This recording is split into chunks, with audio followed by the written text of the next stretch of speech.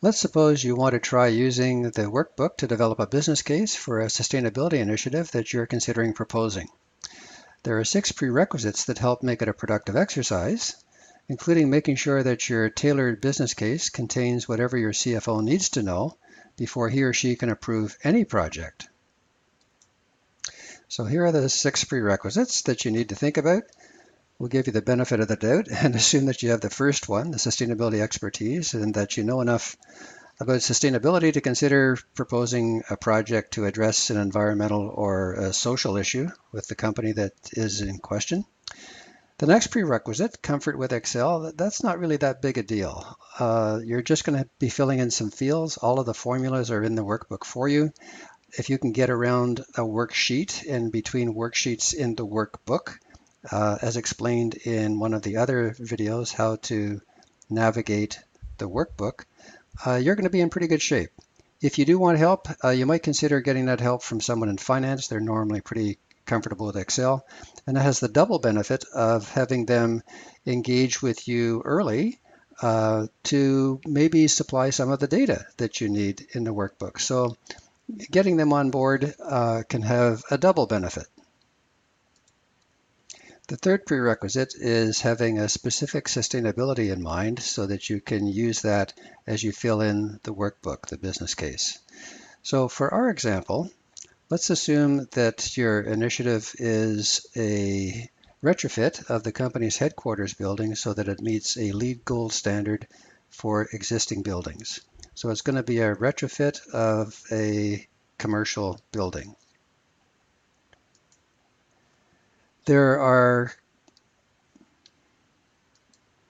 Having a specific project in mind also helps you tailor your business case. The workbook has a superset of all the best business case elements curated from about 20 different sustainability business case frameworks. They're the best of the best, but no project will use all of them. Here's a list of what they are, arrayed against the 3 big justifications for why a company does anything. And as you can see, they're in 3 different groups: do the right thing, capture opportunities, and mitigate risks. You're not ever going to use all of those in your business case. It depends on the nature of what you're doing, whether it's environmental or social. So some of those that have to do with goals, you're going to leave out. There may be some line items within revenue and operating expenses that aren't relevant. So you're going to be tailoring the business case to your particular project for your particular company. And having a particular project in mind is going to be helpful as you do that tailoring. You also need to know the specific organization, its sector, its size, its location, whether or not this business case applies to the whole company or just a piece of the company. And that's going to have a lot to do with the data that you use and whether or not you need to factor it down for a particular location or factor it up for the entire organization. In terms of the CFO's needs, you may want to check with the finance department on what information they need to see in the business case or any business case. Specifically, does the CFO have a standard capital expenditure request form or requisition form or something like that? And what's on it? It probably has elements that look like this part of the figure. So they're very interested, obviously, in operating budget impacts of the project, capital costs, payback period, return on investment, the financial analysis, maybe some other financial benefits. And the nice thing is that the business case has all of those elements in it as well. Plus, the business case has some other things. And it would be nice to get prior agreement from the finance folks. They would be interested in seeing that, even if it's not on their normal form. And they might want to take it into consideration when they're making their decision later on.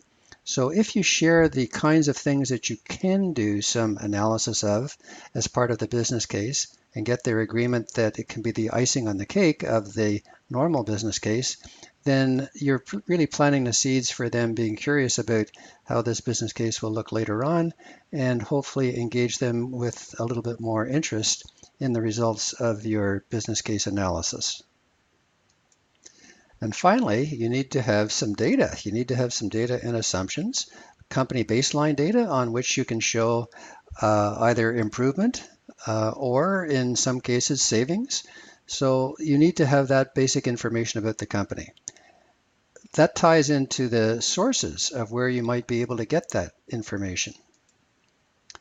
And that brings us to the final point. You want to be really careful that you include or allow for the human factor in this whole process.